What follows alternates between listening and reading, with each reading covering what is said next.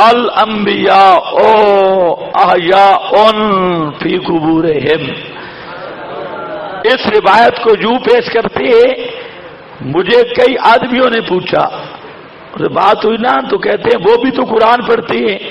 تو میں نے کہا وہ کون سی آیت پڑھتے ہیں؟ کہتے ہیں الانبیاء نہیں پڑھتے. یعنی عوام سمجھتی ہے کہ یہ قرآن ہے. ہر اوپر لکھا ہے مسجد پر الانبیاء احیاء فی قبورہم یصلون. سب سے بڑی مرکزی دلیل، لیکن بڑے افسوس کے ساتھ یہ کہنا پڑتا ہے کہ یہ وہ مظلوم روایت ہے جو ہمارے 6 محدثین کو بھی نہیں ملی، 4 مجتہدین کو بھی نہیں ملی. سن رہے ہو میری بات؟ یہ روایت بخاری میں نہیں، مسلم میں نہیں، ابو داؤد، ترمذی، ابن ماجہ، نسائی میں نہیں، امام ابو حنیفہ، مالک، شافعی، احمد کی کسی تصنیف میں نہیں. یہ کھڑی ہے مسند ابی یعلا، مسند ابی یعلا طبقہ ثالثہ. میں باقی تبصرہ نہیں کر رہا، ذرا توجہ میری طرف. عقیدے کے لیے کون سی دلیل چاہیے؟ قطعی الثبوت، قطعی الدلالت. یہ خبر واحد صحیح بھی نہیں، خبر علی سبیل التنزل کہہ رہا ہوں کہ خبر واحد بھی متنازع. خبر واحد بھی کیا ہے؟ متنازع. اس سے عقیدہ ثابت ہوگا جی، اور ہے بھی قرآن کے بھی خلاف اور حدیث کے بھی خلاف، اور ہے بھی خبر منکر. لیکن اور بھی بات میری سنو کہ جس روایت کو 4 صدیوں میں 4 آدمی روایت کر رہی ہے، 4 صدیوں میں روایت کرنے والے 4 آدمی ہیں، اس پر ان کا دعویٰ ہے کہ یہ متواتر ہے. لوگ کہتے ہیں الانبیاء احیاء فی قبور متواتر ہے.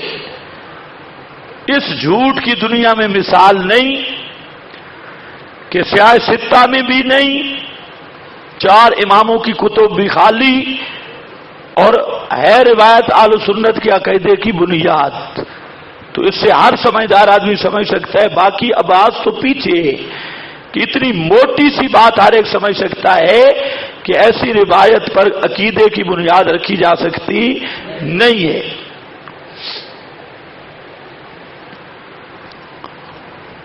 اچھا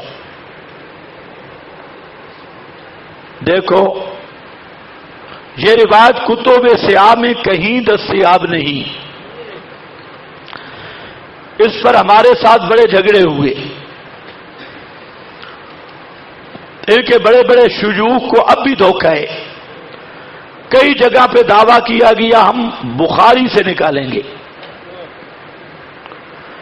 پھر دعویٰ کیا گیا ہم مسلم سے نکالیں گے. یہ تعلیم القرآن میں ایک وہ کیا مولوی ظہور ہے، تو وہ مسلم کا استاذ ہے، اور وہ ہمارا ایک طالب علم وہاں پڑھتا تھا. اس کو کہتا ہے یہ مسلم میں ہے، مسلم میں. تو اس نے دورہ میرے پاس پڑھا تھا. اس نے کہا استاد جی مسلم سے نکالو. وہ کہا مجھے نہیں پتا، میں کتنا سال ہو گیا پڑھا رہا ہوں مسلم. اس نے کہا تجھے پتا ہے تو نکالو مسلم سے. کہتے میں پڑھاتا ہوں مسلم. اس نے کہا استاد جی کوئی شک نہیں آپ پڑھاتے ہی، لیکن آپ نکال دیں، مسلم سے نکالیں. کہتے تم مولوی خضر کا شاگرد تو نہیں؟ اس نے کہا اس بات کو چھوڑو، آپ حدیث نکال دیں. کہتے بڑا بے ادب ہے، بڑا گستاخ ہے، بڑا بے ادب ہے. خیر وہ پیچھے لگ گیا.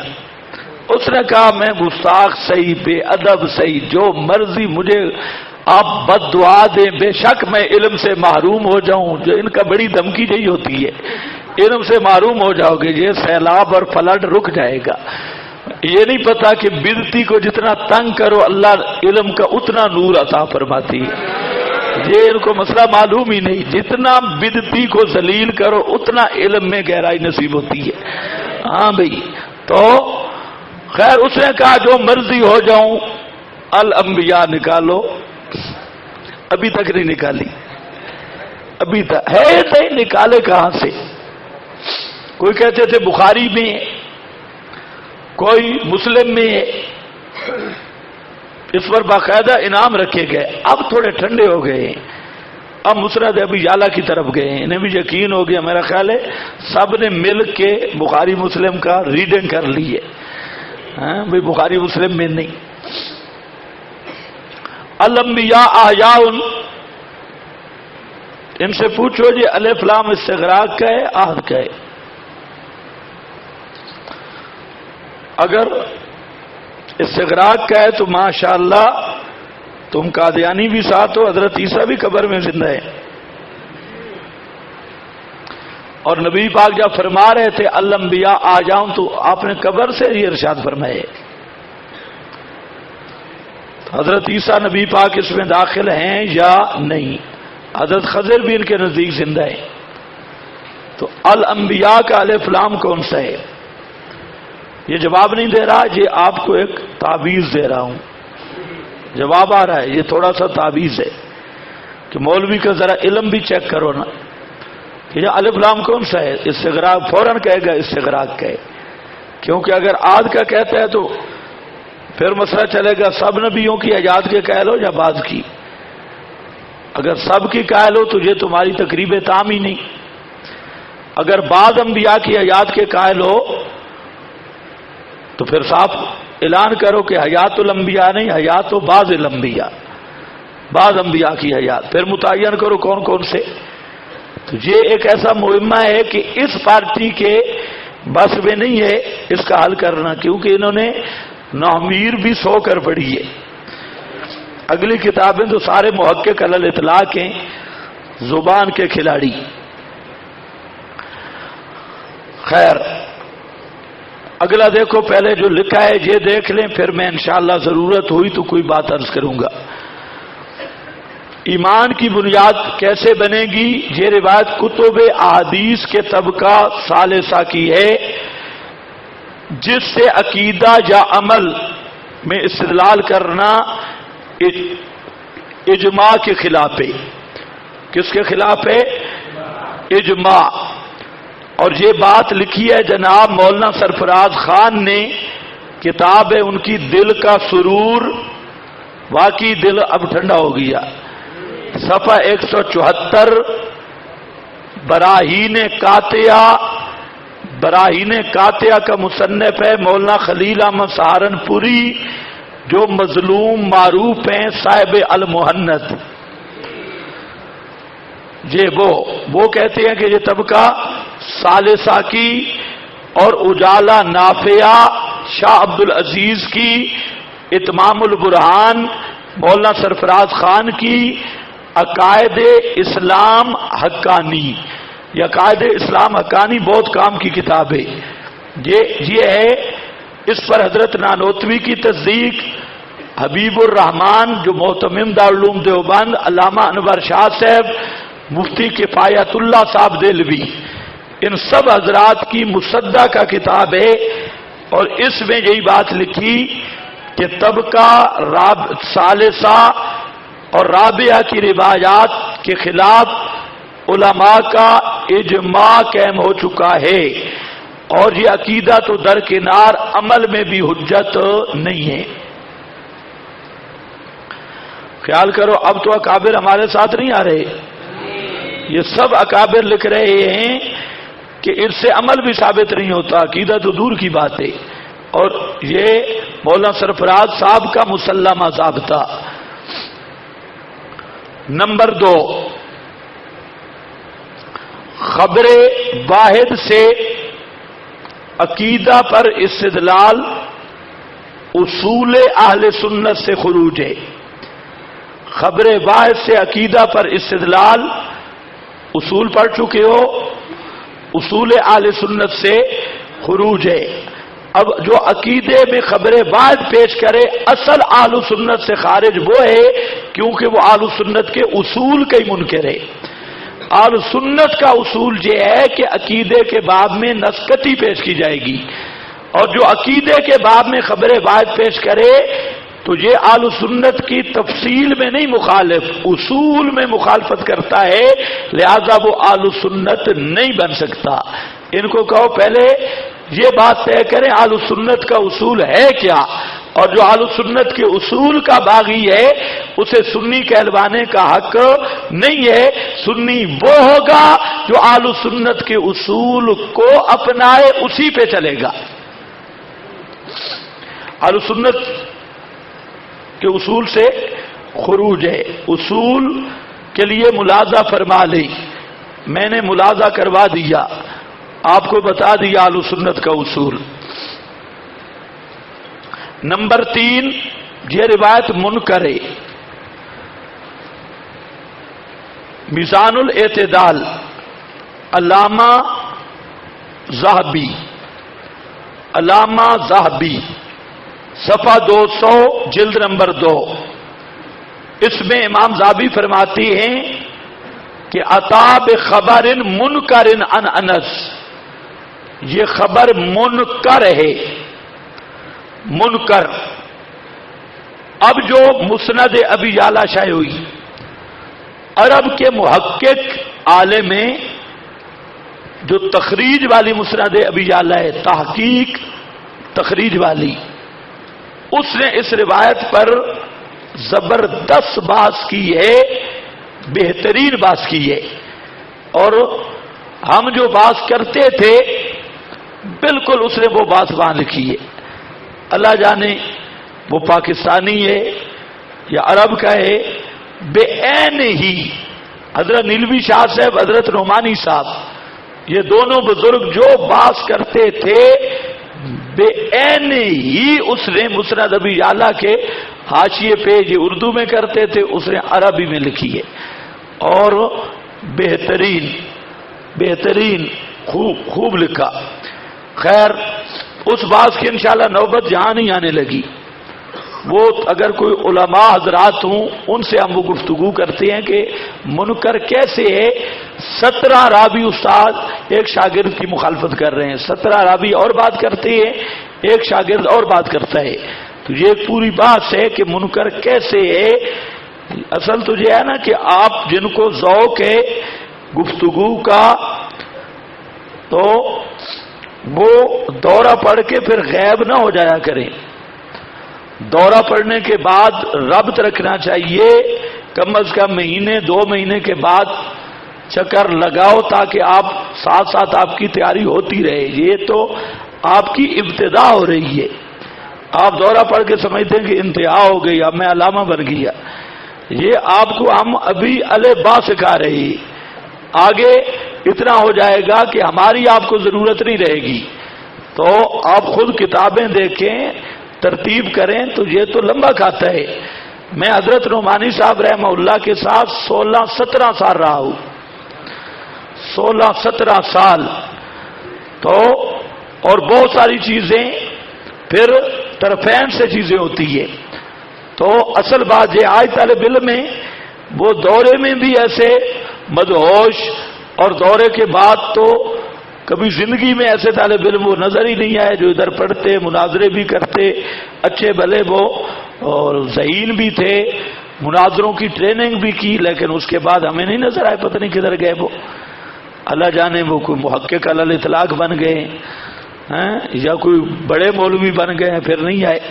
تو اصل چیز ربط ہے، تو یہ تو آپ کی ابتدا ہے، ابھی ابتدائے عشق ہے، ہوتا ہے کیا؟ ذرا آگے آگے دیکھیے ہوتا ہے کیا۔ یہ روایت منکر ہے۔ حافظ ذہبی نے بھی یہی لکھا۔ اچھا، جہاں مولانا سرفراز کی عجیب پالیسی ہے، مولانا سرفراز خان صفدر صاحب احسن الکلام میں وہاں اہل حدیث عالم نے ایک حدیث کے بارے میں تبصرہ کیا، مولانا سرفراز نے لکھا تھا کہ امام ذہبی نے اس حدیث کو صحیح کہا ہے، تو غیر مقلد عالم نے کہا کہ امام ذہبی کو وہم ہوئے، وہم ہے۔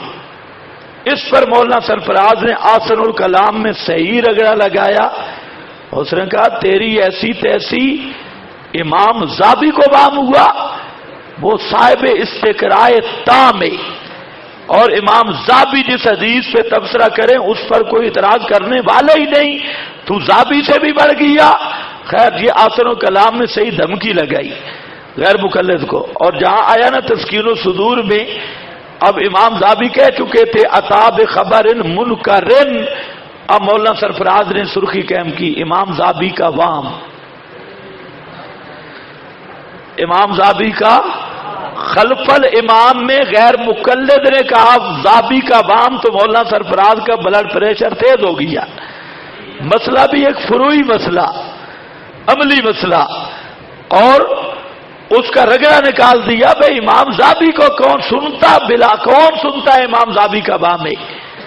امام ذہبی وہ آدمی ہے صاحب استقراء تام، لیکن جب عقیدے کی بات آئی تسکین الصدور میں وہی سرفراز خان صفدر کی سرخی آ گئی امام ذہبی کا وام۔ ہاں عصری نے کتاب لکھی مولانا سرفراز اپنی تصانیف کے آئینہ میں، اس میں صحیح پٹائی کی اس نے، اور دونوں چیزیں لائے۔ اس نے کہا ہمارے خلاف جہاں وام ہے، اپنا ہم اگر وام کہیں ذہبی کا تو ہم مجرم بن گئے، اور مماتی کہیں وہ پیش کریں تو امام ذہبی وامی بن گیا، یعنی اپنی بھی کوئی بنیاد نہیں۔ تو اس لیے بزرگوں جہاں امام ذہبی کا وام ہے منکر، اور میں نے آپ کو بتایا نا کہ وام ہم دلیل سے ثابت کرتے ہیں کہ ایک شاگرد کی 17 شاگرد مخالفت کر رہے ہیں، ایک کر رہا ہے 17 کی، تو اس لیے عطا بخبر منکر، یہ منکر ہے، شاذ منکر کا ایک دوسرے پہ اطلاق ہو سکتا ہے، منکر روایت ہے۔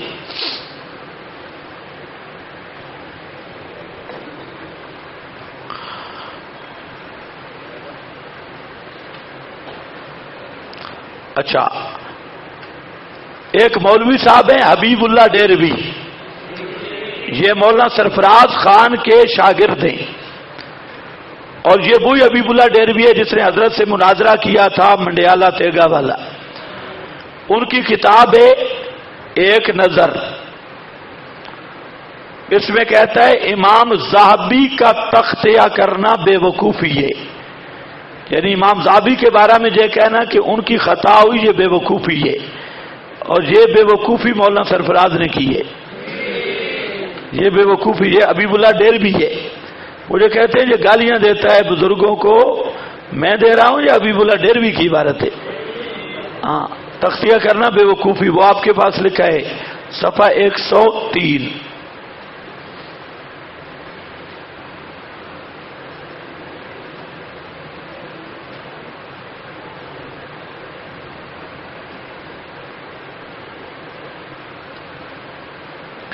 اس روایت میں راوی ہے حجاج ابن اسود، اور ان کے استاد ہیں ثابت بنانی، اور اس کے 17 شاگرد ہیں۔ اس کے شاگردوں میں سے صرف اس حجاج کے علاوہ ایک بھی اس روایت کو نقل نہیں کرتا، اور حجاج بن اسود سے مستلم بن سعید، صرف ایک راوی اس کو روایت کر رہا ہے۔ یہ اس لیے ذہن میں رہے کہ کبھی وہ کہتے ہیں متواتر، ان کو کہو متواتر کی تعریف کر کے منطبق کرو۔ 5 اس روایت پر جو زیادہ انہوں نے دھوکہ دیا وہ سمجھو۔ اچھا 4 اس میں راوی ہے ازرق بن علی، جس نے عبداللہ ابن مسعود کو بدنام کیا کہ وہ معوذتین کے منکر تھے۔ یہ نور الصبا اسی حبیب اللہ ڈیروی کی کتاب ہے، صفحہ 139 جلد نمبر 1۔ تو وہی زازان یہاں پہ گھسا ہوا ہے جس نے صحابی پہ الزام لگایا وہ معوذتین کے منکر تھے آخری 2 صورتوں کے، تو وہی رابی جہاں آیا ہے۔ نمبر 5، سب سے زیادہ جو دھوکہ ہے وہ ذرا میری طرف توجہ کرو، میں وہ کلیئر کر دوں۔ ان کے پاس اس روایت کے بارے میں یہ کہتے ہیں ابن حجر نے اس کو صحیح کہا، علامہ عثمانی نے اس کو صحیح کہا، علامہ سمودی نے صحیح کہا، علامہ فلانے نے زکریا کاندلوی نے صحیح کہا، فلانے نے صحیح کہا۔ اب ذرا بات سمجھو، امام بخاری بھی اگر کسی روایت کو صحیح کہے تو تب بھی اس کی سند دیکھی جائے گی۔ امام بخاری کا صحیح کہنا بھی حجت نہیں جب تک اصول حدیث کے مطابق نہیں، اور یہ کوئی میری بات نہیں، یہ تمام محدثین کا ضابطہ ہے۔ خود مولانا سرفراز نے تسلیم کیا کہ کسی محدث کا روایت کو صحیح کہنا یہ اس کی کوئی صحت کی دلیل نہیں، اس کی سند اور اصول حدیث پر اس کو پرکھا جائے گا۔ 1 نمبر 2، تصحیح جرح ائمہ فن کی معتبر ہے، جرح یا تعدیل کس کی معتبر ہے؟ ائمہ فن کی، جو اس فن کے مسلمہ امام گزرے۔ ابن حجر اس فن کا امام نہیں، ناقل ہے۔ علامہ عثمانی یا مولانا زکریا یا یہ اصحاب فن نہیں ہے اسماء الرجال کے۔ ہمیشہ ضابطہ یہ ہے کہ فن میں اہل فن کی بات معتبر ہوتی ہے۔ تو روایت کے جرح یا تعدیل میں آج کا 1000 عالم لاکھ عالم کہے یہ صحیح ہے، ان کے بعد کی ایک مچھر کے پر جتنی حیثیت نہیں۔ کیوں کہ بات کس کی ہے؟ اہل فن کی ہے جو اسماء الرجال کے ماہرین ہیں۔ 3 2 باتیں۔ تیسری، آپ کی توجہ ہے میری طرف؟ تیسرے نمبر پہ اچھی طرح سنو، یہ جتنے حضرات کہہ رہے ہیں نا صحیح، اس میں بھی فراڈ ہے۔ انہوں نے امام بہقی کی تصحیح کو نقل کیا ہے۔ ایک ہے اپنی طرف سے کہنا صحیح ان، اور ایک ہے صححہ البہقیو، کہ بہقی نے اس کی تصدیق کی ہے، بہقی نے اس کی تصحیح کی ہے۔ یہ بات ذرا اچھا موڑ ہے، ذرا اچھی طرح سمجھنا۔ بہقی سے تصحیح کے ناقل ہیں، اور آج تک جتنی کتاب حیات الانبیاء بہقی کے نسخے ہیں، کسی نسخہ میں بھی بہقی نے اس کو صحیح نہیں کہا۔ باقی نقل کر رہے ہیں کہ بہقی نے اس کو کیا کہا ہے؟ صحیح، لیکن بہقی کی کتاب میں تصحیح موجود نہیں ہے۔ اب یہ کہتے ہیں کہ بہقی کا استدلال کرنا یہ صحت کی دلیل ہے۔ ہم کہتے ہیں پھر صرف اس سے بہقی نے استدلال نہیں کیا، وہ جو دوسری 7 ذکر کی ان الانبیاء لا یترکون فی قبورہم بعد 40، وہ بھی 7 اس نے ذکر کی۔ اگر استدلال صحت کی دلیل ہے تو پھر یہ بھی صحیح ہے اور وہ بھی صحیح ہے۔ پھر مطلب یہ ہوگا کہ 40 دن تک نبی قبروں میں ہوتے ہیں، پھر نبی قبروں میں ہوتی کوئی نہیں، پھر تو جان ہی چھوٹ گئی، پھر تو تمہارا کافر ہونا مسلم بین الفریقین ہو گیا کہ جب انبیاء قبروں میں ہے ہی نہیں تو وہاں سما کا عقیدہ رکھنے والا وہ دور سے سما کا قائل بنے گا۔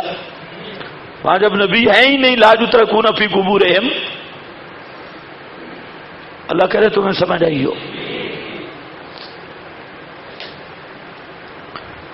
تو بہقی حضرت نیلوی شاہ صاحب نے چیلنج کیا تھا مولانا سرفراز کو، اور ایک بات اور بھی لکھی ہے ندائے حق میں۔ ندائے حق کی جو دوسری اور تیسری جلد ہے اس کا مطالعہ کرو۔ تو حضرت نیلوی شاہ صاحب رحمت اللہ علیہ نے چیلنج کیا تھا کہ مولانا سرفراز میں ہمت ہے تو بہقی سے تصحیح پیش کر، اور باقی جتنے ہیں وہ کہتے ہیں بہقی نے صحیح کہا۔ تو ان سے غلطی ہوئی ابن حجر سے، اس نے لکھا تو باقی اس کے ناقل ہیں، نقل در نقل اور غلط پھر نقل میں آپ کو کہہ رہا ہوں وہ چلتا رہتا ہے، اس کی تو لاکھوں مثالیں ہیں۔ تو ہمارا مطالبہ ہے للڑ پارٹی سے، حضرت علوی شاہ صاحب چلے گئے، ایک بات انہوں نے لکھی، کہتے ہیں کہ اب تک کو تو نہیں ہے لیکن یہ ہوشیار لوگ ہیں، ہو سکتا ہے کسی پریس سے شائع کر کے تو سنے تبا لکھ دیں 300 ہجری، تو یہ ایسے ہوشیار لوگ ہیں، لیکن ابھی تک یہ ہمت بھی نہیں ہوئی۔ تو بیکی نے تصحیح نہیں کی، بس ساری نہیں درد کہاں، یہ سارے حوالے ختم۔ یہ روایت نصوص سریہ قطعیہ کے خلاف ہے۔ الم نجعل الارض کفاتا احیاء و، تو قبریں مردوں کے لیے یا زندوں کے لیے؟ او مفصل آیت پڑھ چکی ہو، تابعین سے آج تک اس کا معنی یہی کیا گیا ظاہرھا للاحیاء و بطنھا لل، اور وہاں پر میں نے کہا تھا آپ کو لفظ قبروں کے دکھائے کہ قبروں مردوں کے لیے، اور روایت کہہ رہی ہے کہ کیا ہے یا زندہ کے لیے۔ تو یہ سری اس نسکتی کے خلاف، فجم سے کلتی کے بھی خلاف، انکم بعد ذالک لمیتون کے بھی خلاف، اور صحیح احادیث کے بھی خلاف۔ یہاں یہ ماسٹر اکاڑوی کہتا تھا کہ چلو حدیث ہم نے ضعیف پیش کی، تم اس کے مقابلے میں ضعیف حدیث پیش کرو کہ انبیاء قبروں میں زندہ نہیں، تم ضعیف پیش کرو۔ اچھا ہے سمجھدار، یہ نہیں کہتا کہ تم آیت پیش کرو، اسے پتہ ہے آیت کہی تجھے 100 کے قریب پیش کر دیں گے، کہتے تم ضعیف حدیث، مطالبہ دیکھو ضعیف حدیث کا، چلو آج تمہیں صحیح حدیث پیش کر دیتا ہوں۔ بخاری دیکھو، آپ نے فرمایا لا تجعلوا بیوتکم، اچھا اجعلوا فی بیوتکم من صلاتکم لا تتخذوها قبورا، گھروں میں نماز پڑھا کرو، گھروں کو قبرستان نہ بناؤ۔ بخاری۔ اس کا معنی سب شارحین نے لکھا اے لا تکونوا کالموتى الذین لا یصلون فی بیوتہم وہی القبور، وہی القبور۔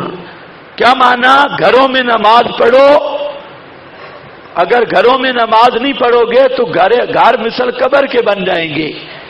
کل موتا، اور موتا کون ہوتے ہیں؟ الذین لا یصلون فی بیوتہم وہی القبور، مردوں کے گھر قبریں ہیں اور وہ جیسے قبروں میں نمازیں نہیں پڑھتے۔ تو اب یہ صاف اس حدیث کا معنی سب شارحین نے یہی کیا، بخاری کے حاشیہ پر بھی یہی ہے، اور فرمایا ان القبور مساکن الاموات الذین سکتا، یہ دوسرے قاف کے ساتھ ہے، انہم التکلیف فلا یصلی فیہا۔ طیبی نے یہی معنی کیا کہ قبور مساکن الاموات ہیں، مساکن الاحیاء نہیں، اور مساکن الاموات جو ہیں ان سے تکلیف اٹھ گئی، پس وہ قبروں میں نماز نہیں پڑھتے۔ اگر تم گھروں میں نماز نہیں پڑھو گے تمہاری قبریں گھر مثل قبروں کے بن جائیں گے۔ اور یہی لکھا ہے لا یمکن التعبد فیہا، قبروں میں عبادت ممکن ہی نہیں،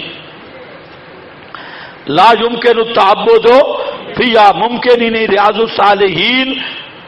بس یہ یہاں تک بعض باتیں میں نے عرض کر دی۔ شبہ نمبر 8۔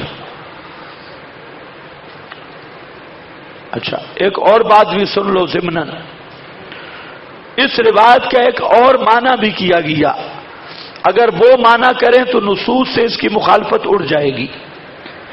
حضرت علامہ انور شاہ صاحب نے کیا، فیض الباری میں فرماتے ہیں کہ یہ روایت اس سے حیات بیان کرنا مقصد نہیں، بلکہ مقصد المقصود ان ارواح الکمل لا یتعطل تعلو عن الاموال عن الاعمال عن الاعمال، اس میں یہ اشارہ ہے کہ کاملین کی ارواح اعمال سے معطل نہیں ہوتی. اس حدیث کا یہ معنی نہیں کہ قبر کے اندر زندہ ہوتی ہے. اس کا مقصد یہ ہے، یہ فیض الباری میں اور یہ مسلک المنصور میں اس کی پوری عبارت دیکھ لو، وہاں میں نے نقل کی ہے پوری بحث. تو ایک دوسرا، نصوص قطعیہ میں جب یہ طے ہو گیا مسئلہ کہ ایسی حیات تو قیامت تک نہیں کہ روح جسم میں ہو یا جسم کے ساتھ تعلق ہو کہ جسم میں قیام و قعود کی طاقت پیدا ہو جائے، یہ مسئلہ منصوص ہے. اب اس کے علاوہ کوئی حیات ہو، دیکھیں نا میری طرف توجہ کریں، اس کے علاوہ کوئی حیات ہو جو اس منصوص قطعی کے مقابل نہ آئے، یعنی روح بدن میں بھی نہیں، روح کا تعلق کے تصرف بھی نہیں. اس روایت میں کہی ہے روح بدن میں ہے یا روح کا تعلق کے تصرف بدن میں ہے، تو یہ دو چیزیں تو منصوص قطعی ہے کہ میت میں نہیں. اس کے علاوہ اگر کوئی حیات ہو یا صلات ہو، ہم اس کے نہیں منکر، کیونکہ پھر حیات بھی ہوگی جو لا یزیل عن المیت اسم المیت، میت کے حال کے مطابق. صلات بھی ہوگی زندوں والی نہیں، میت کے حال کے مطابق، جیسے ام من شیء الا یسبح بحمدہ. تو ہمارا دعویٰ یہ ہے کہ آپ تو یہ ثابت کرنا چاہیے کہ روح واپس آ گئی یا روح کا تعلق تصرف بدن کے ساتھ ہے. یہ چیز منصوص قطعی کے خلاف ہے، یہ معنی روایت کا نہیں لے سکتے. اگر اس کے علاوہ کوئی حیات یا کوئی صلات جو من شان میت کی شان کے لحاظ سے ہے، جو اس منصوص قطعی سے نہ ٹکرائے، وہ لے لو، ہمارا اس میں جھگڑا ہی نہیں ہے.